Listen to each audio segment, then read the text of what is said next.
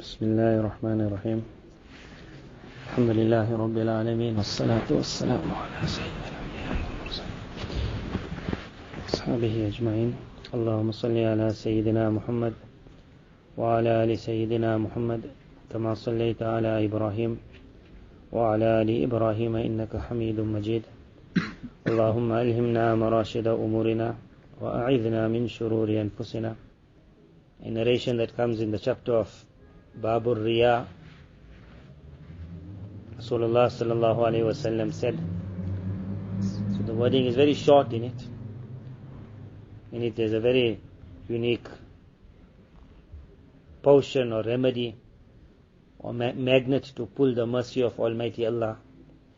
And at the same time it's a mi'yar of a man to see, like a gauge, to see how much of ikhlas there is in me. So the wording comes, إِنَّ الْعَبْدَ إِذَا صَلَّى فِي الْعَلَانِيَةِ إِنَّ الْعَبْدَ إِذَا صَلَّى فِي الْعَلَانِيَةِ فَأَحْسَنَ. The servant of Almighty Allah performs salah, alaniya, in front of all. فَأَحْسَنَ, and he performed a wonderful salah. وَإِذَا صَلَّى فِي السِّرِّ, and then he performs salah and there's no one around him. فَأَحْسَنَ, and again he performs a wonderful salah. قال الله تعالى, Almighty Allah announces, هَذَا عَبْدِي حَقًّا, that this is really my servant. Let's look at it again. My servant performed salah and there were people around him. One of the best of it is that it's your week for imamat, because that's the biggest alaniya. And more than the soft namaz, it's the loud namaz. If it's in Ramadan, then witr you are checking up in the kitab, what's the sunnah qiraat? So as soon as you check it up, the question comes, how come out of Ramadan you never worried what's the sunnah qiraat? Only now you worried. So already there's a gauge that, am I reading the sunnah qiraat because I'm reading to people? Or am I reading it because my Nabi read it? So there's already a gauge. And with the gauge, most of us are going to fail. We're not going to make it. But at least when we fail, we realize, I don't have ikhlas. This thought that I am okay, that will never take a man far. The minimum level of ikhlas we spoke about, which everyone must grab. Feel bad. And then it just carries on. To be truly sincere is very far. They say hope for the sky also and you will reach the roof. So there's levels. But man must look at himself, look at his gauge. Amr bin As radiallahu anh was the conqueror of Egypt. He says after accepting Islam, he and Khalid bin Walid radiallahu anh, Nabi sallallahu alaihi wasallam would not make any decision except that he would first ask them. They were masters in military warfare. He was the one who told Umar radiallahu anh, now Aqsa. It was on his mashwara that the way for Aqsa was paved. Then he was the one who went into Egypt, conqueror of Egypt, Amr bin al-As radiyallahu anh. Before passing away, his son comes to him most likely. And he sees his father in like a sad state. He's looking at the wall. So he says that, oh my father, you are that person who Nabi sallallahu alaihi wasallam passed away happy with you. What are you worried about? After this is like paradise. So then he said that famous wording of his. He says, there were certain times in my life, I went through phases. He says, there was that phase that the one who I wanted to be killed the most was Muhammad sallallahu alaihi wasallam. And whichever opportunity I could get, I tried to take it. But Almighty Allah never let it happen.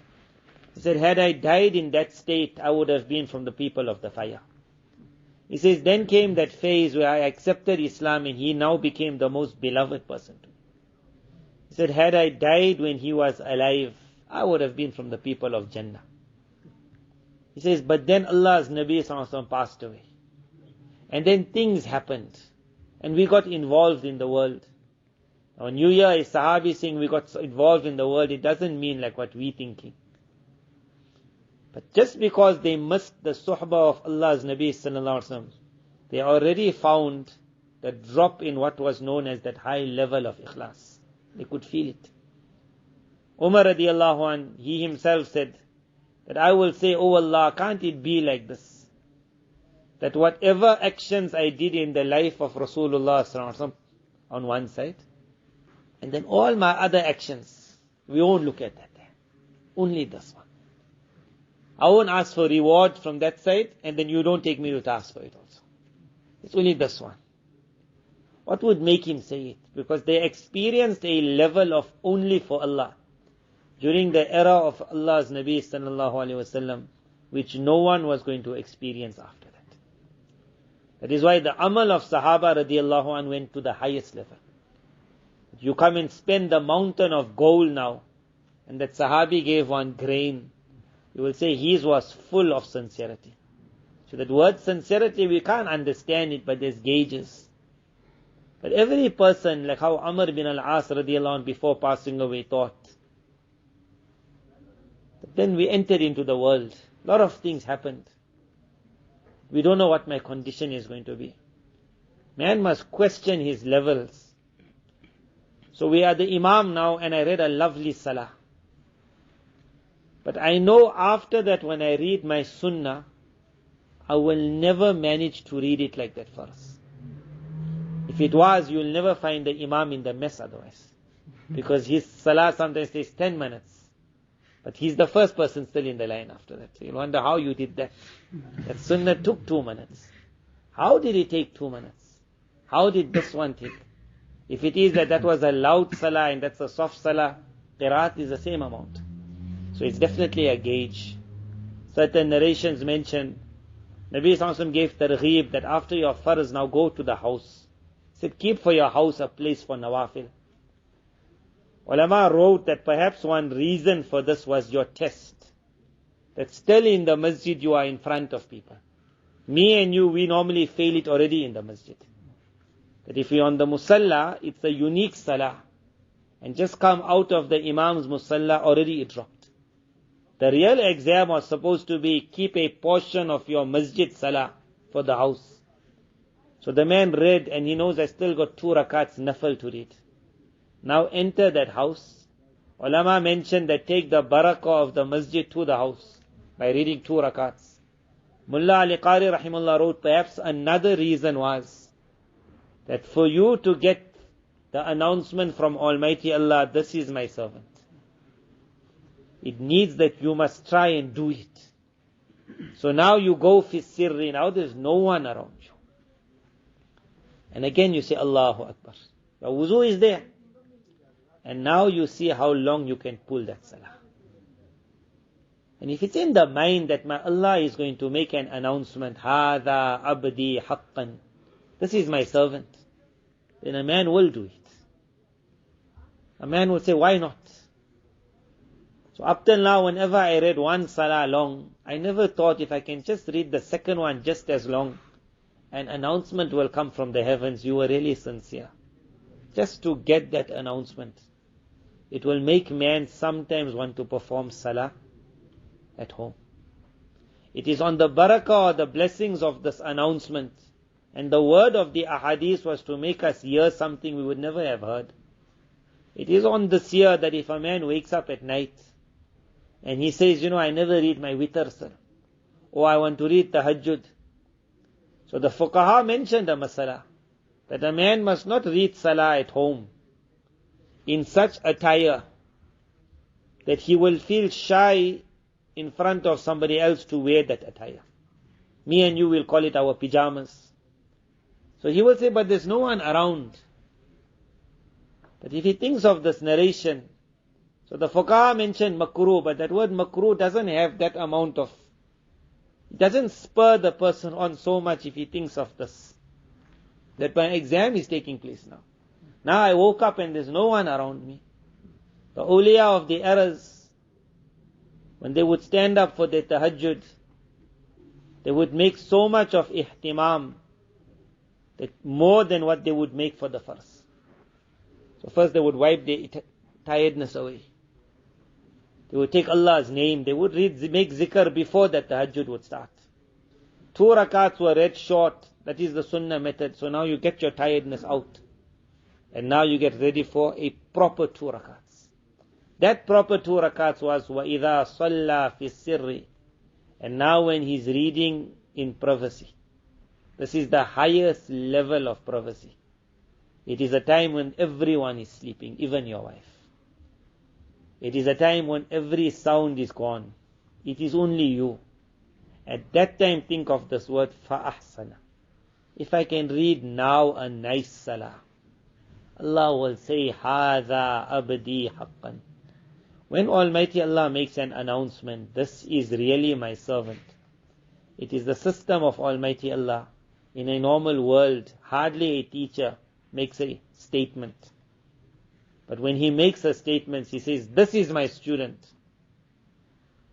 He doesn't just make it. There will be times where people will come and try and tell him, what you praising him so much? You know what he was doing? And he will say, I know my student, call him, he will show you. But the teacher could still be wrong. But when Almighty Allah makes an announcement, this is my servant, then it opens up the doors of what is called protection of that servant. Because that servant now can't do something tomorrow, which the angels will have to say, oh Allah, you announce he's your real servant. This can't be your servant. Open up so much of doors of protection. It's on the second part of the narration. That when that servant read a lovely namaz and others saw, so we all do that. Whether we're the imam, or it's namaz time and everyone is standing, or I'm reading my 2 rakat sunnah, and it's to a certain extent open, then search for a time which is more privacy. So if you're the imam, then not the imam is a private namaz. Then read a good salah also. If you were not the imam, after that also read something where others are not around you. Just go from one level of open to a level of more privacy. And try to read a good salah. فَأَحْسَنَ. That person then will look and he will say, hey, I can't read salah in my pajamas. Because this is against that. So immediately he'll look at the kurta, it's so far away, but he'll say, hey, it's worth it to put it on. Why? Because if I put it on, then he'll look at there's some itar. At that time of the night, he'll say, who are you putting on itar for? He says, فَأَحْسَنَ. Just to get a lovely salah for my Allah. Now you will think, did I make miswak? So let me make that miswak. All of that be for one thing, that if I'm going to get a certificate, rather get the certificate. Because with that certificate, doors will open up. The Tahajjud was called manhiyat anil ithm, a salah which will keep you away from sin. And it will pull you towards good. The Tahajjud was called that. One reason is could be this year.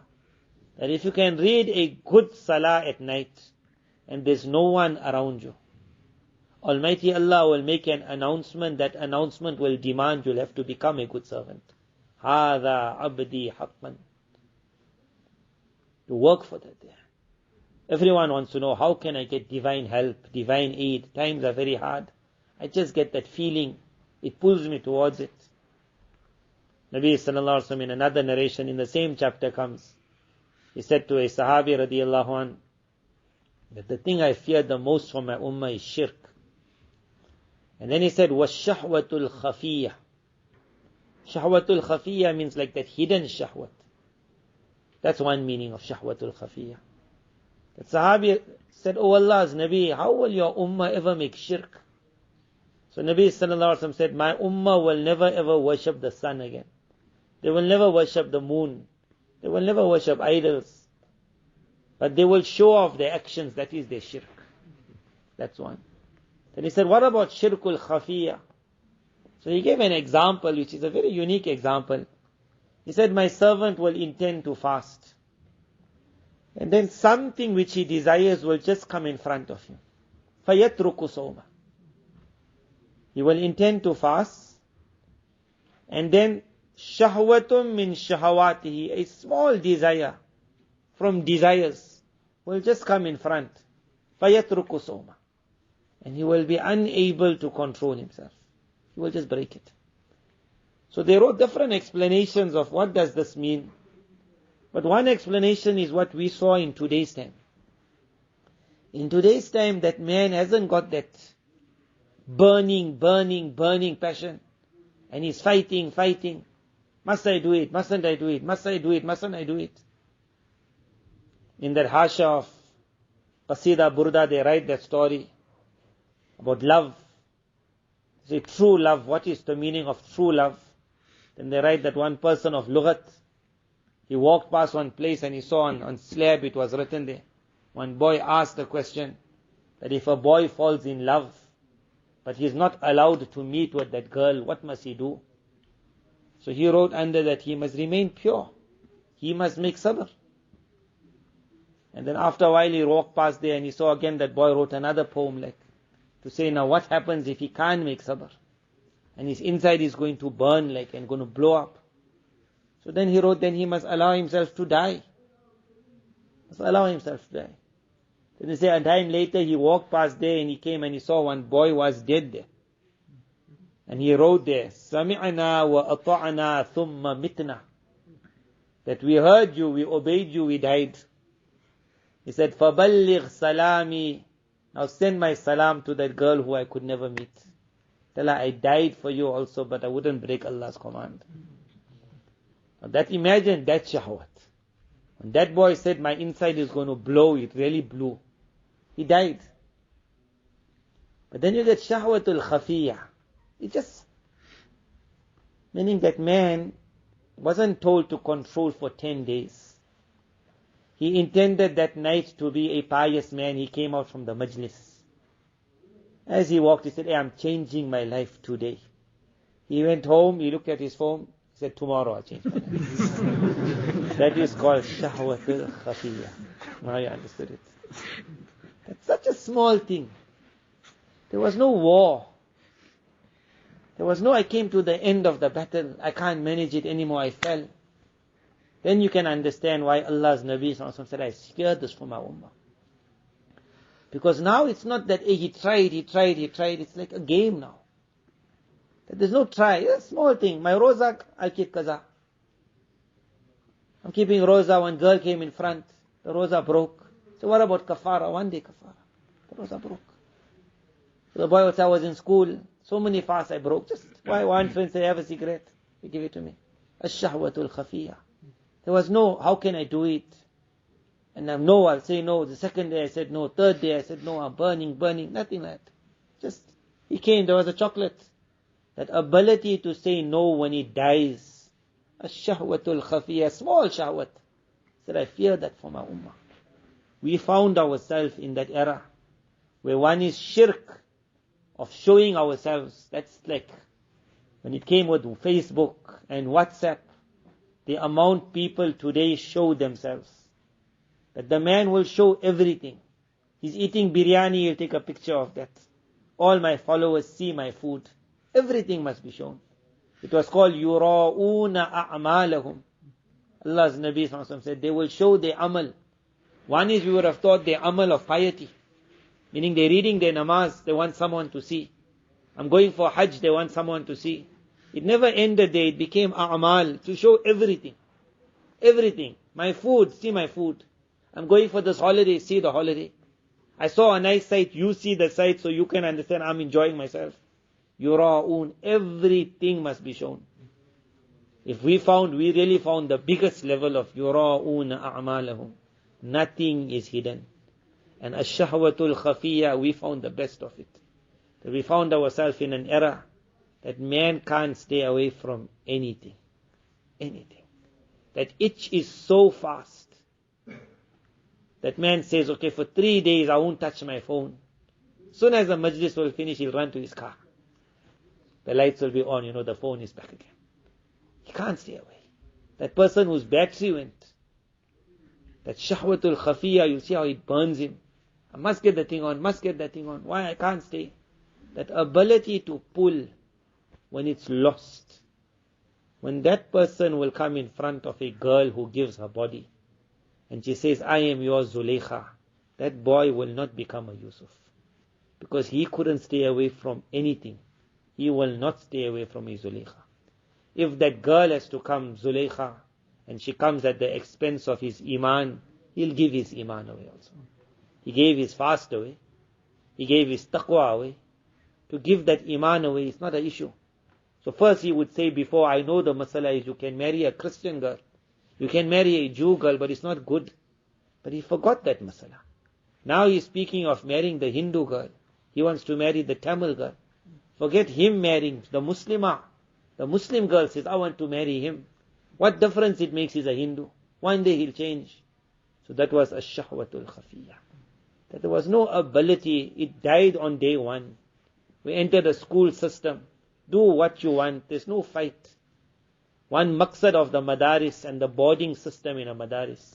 You think we don't know what it is to be a student. We went through it. No one likes to have laws. No one likes laws. Al-insanu harisun fima muni'a. Man is like desirous from what he stopped from. Sometimes you will think like, why they made this law? This is like the most stupidest law. They want us to break it. So not they want us to break it. They want you to learn how to say no. That somewhere in your life, you will have to learn it. So that when the bigger picture comes, you will say, I know how to say no. During those times when you say that they want me to break it, then shaitan got you already. You will always find a time that now I'm not going to say no. But if you practice, one person went to a sheikh and he said, what is Islah? So the sheikh had a paper in front and he turned it one side and he pressed it, like how you have what they call like a donkey ear on a paper. So it's always going this side. You try to put it straight, it goes back the side. So then he took that same part and he turned it the other way around and he pressed it a little bit. Now when he let it, you will see now the paper straightens out itself. He says, you went crooked one side. To get you straight, I have to push you the other side. The way of tarbiyat in our time is to teach a man how to say no. You have to learn how to say no. If you don't practice in halal things, you will not manage in haram things also. You sit on a dastarkhan, and that man says, when I sit, then nothing stays out of my mouth. Then that man will never keep anything out of his mouth. When he sits every day, eat. But at least one thing, say that I won't touch. Just why? So that my nafs must understand who's in charge. People who work with animals, most likely it's like wild lions and tigers, which is not a good thing to work with. A lot of people don't understand that masala, that saliva, the perspiration, that thing is dirty. People think it's only the dog. The lion and the tiger is a dog. Sharia don't call them a cat. They are like the dog. The cat is the house cat. That has got its own law. That is like, can come and go. So some people have the lion, the tiger. If you want to have a tiger with you, you have to learn how to train it. One thing of the training of the tiger is that after you send its food for it, then that man has to now go and with a stick make sure the tiger doesn't come for the food. And as the tiger gets bigger, he becomes more aggressive, and that man who's the boss has to stand to say, you stay until I tell you it. And he says, if I don't do it every day to teach it who's boss, one day I allow it to eat without me giving it that permission, then it will attack me after that. It's no longer mine. That's like a hard thing. Now, we don't have to do so hard. But nafs must be taught who's in charge. So you got food there. And one thing you don't eat. To say, I know you want that also. But you have to understand who's in charge. That not everything you want I'm going to give you. Ash-shahwatul khafiyya. Why I mention this narration is, we're living in a time where shirk of showing off actions is very high. We're all involved in it. And shahwatul khafiyya is very high. Allah's Nabi ﷺ said, the thing I first fear the most for my ummah, that's what we got. A way to get unique protection from Almighty Allah is to try this. Read a salah where there's no one, فَأَحْسَنَ, and read a lovely salah. And then hear Almighty Allah making an announcement, هَذَا عَبْدِي حَقَّ, that this is really my servant. And then you understand, when Allah said it, inshallah my doors of protection will start opening. Allah Tabarak Ta'ala grant us the chance that we perform our salah in front of others also unique, away from others also unique, through the barakah of practicing in a unique manner for Almighty Allah. When others are not seeing, we get that certificate from Almighty Allah through the barakah of that certificate, a lot of doors of protection open up. Allah save us all from shirk. Allah Ta'ala save us all from falling for our shahwat. Wa akhiru da'wana alhamdulillahi rabbil alamin.